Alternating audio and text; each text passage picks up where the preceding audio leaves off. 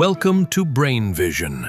So from the description of the water's behavior, there's an antinode at each end of the tub and a node in the middle. So thus, one wavelength is basically twice the tub length. So if we say that the length of the tub is L tub, then the speed of the wave will be lambda times frequency, where lambda is basically twice the length of the tub multiplied by the frequency.